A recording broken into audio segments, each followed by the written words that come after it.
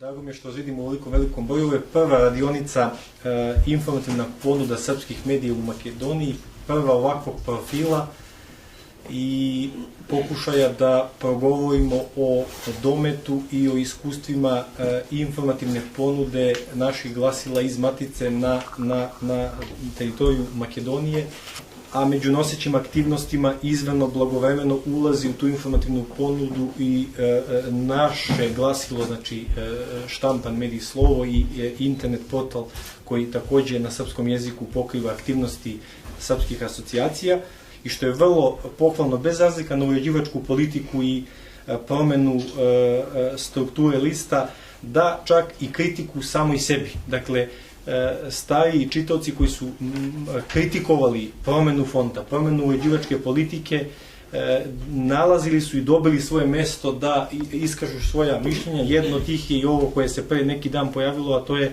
zapadnjačko viđenje Staljingradske bitke, gde je politika prozvana, a omogućava prosto svojim čitaocima da je prozovu, što se tako kaže. Jer u našem ustavu, malo pre sam to napomenuo, neko me čuo, neko ne, lepo piše u članu 10, u Republici Srbiji u službenoj upotrebi su srpski jezik i ćiriličko pismo. Službena upotreba drugih jezika i pisama uređuje se zakonom na osnovu ustava. Kratko i jasno.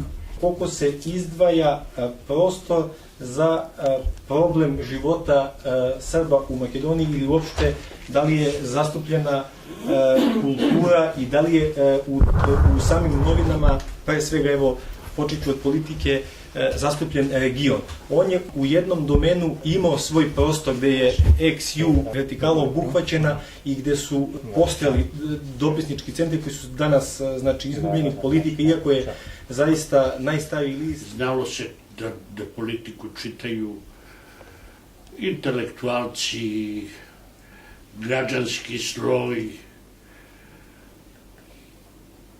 da su ljudi čitali i oni koji su čitali politiku veoma pomno su i čitali.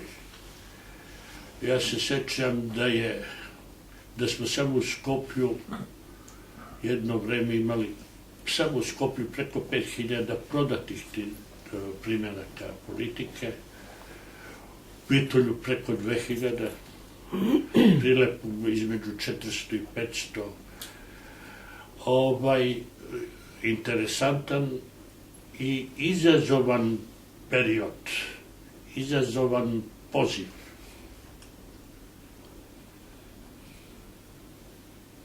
Bilo je padova, razume se, naročito posle raspada Jugoslavije. To je bilo 95. 96. godine, kad je zvanično zabranjena politika i politikinih izdanja, uopšte srpske izdanja. Doduše, politika je i dalje mogla da se prodaje, jer je predsednik Gligorov posebno insistirao da je to veliki skandal,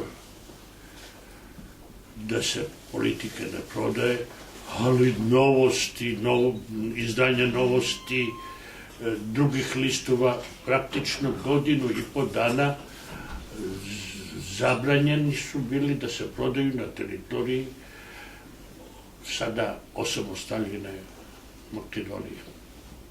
Politika se u Makedoniji prodaje u tiražu od 220 primjeraka običnim danom do 320 primjeraka nedeljom.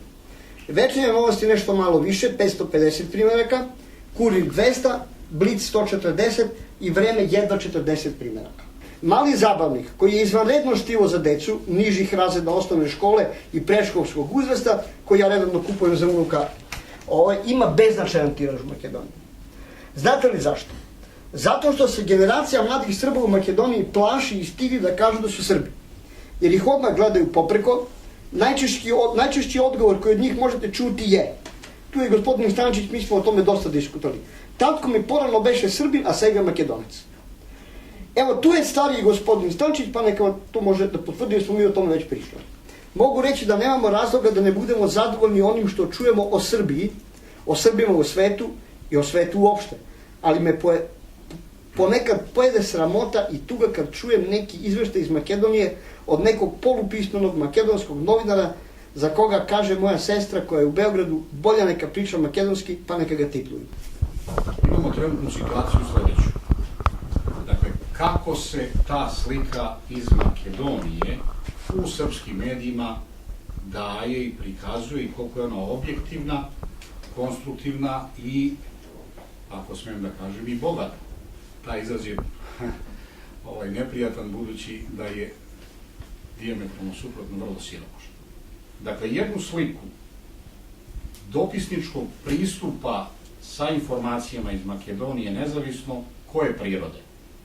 Dakle, političke, kulturne, pa čak ako hoćemo i ponekad i sportske, grade je, dakle, dopisnici koji gotovo više i da nema, to se svelo na par ljudi, nažalost, i agencije koje, dakle, mi sada imamo jednu situaciju da smo, eto, zahvaljujući internetu, navodno napredovali, imamo situaciju da nam, na primjer, u dve vodeće agencije informativne u Srbiji, to su Tanjug i Beta, rade ljudi, odnosno dve koleginice, koje, mislim da me pogrešno neko ne shvati,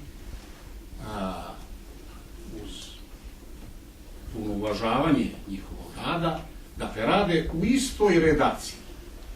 U Kanal 5, jedna radi za Betu, druga radi za Tanjug. Ja sam svedok, a imamo mnogo i tu kolega od ranije, kako se zapravo u Makedoniji doživljava vrlo često ne slanje informacije, nego proizvodnja informacije. To je zapadni model koji je, nažalost, na nekim oglednim poligonima, kao što je sada i Makedonija, sprovodi. Kako to izgleda praktično? Ako dopisnik te agencije pošalje svojoj kući jednu informaciju, a onda uveče na toj televiziji na kojoj radi komercijalnoj, kaže kako javlja Tanjug i pušta informaciju svoje novinarke koja radi u toj istoj redakciji. Da ostavimo ove delikatne, možda je to možda u ovom trenutku i najprimarnije, delikatne situacije vezane za Kosovo i Metohiju, za probleme koje imamo u međuetničkim nekim situacijama.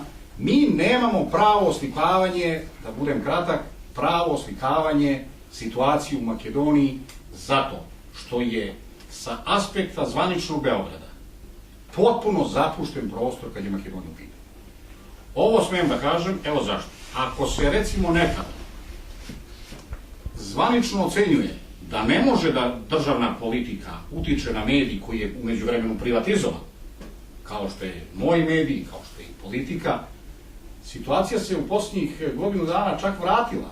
Država sad ima veći procenat akcija u pojedinim medijima, uključujući i moj, nego što je bilo pre par godina. Apsolutno ste u pravu.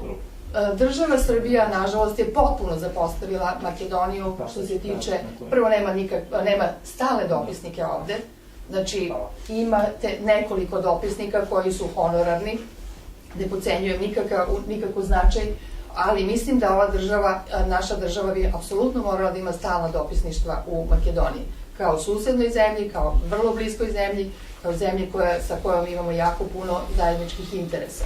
Ako je, recimo, dobro, ovo je sad kulturni događaj, što je goreo stvarno jedan vredan spomenik kulture, srpske kulture na teritoriji Makedonije, ali najčešće je to ili ako je ubistvo u pitanju u Ohridu, ili ako je u pitanju, ne znam, neka teška saobraćajna nesreća, ili eventualno sport, to je još i najprisutnije.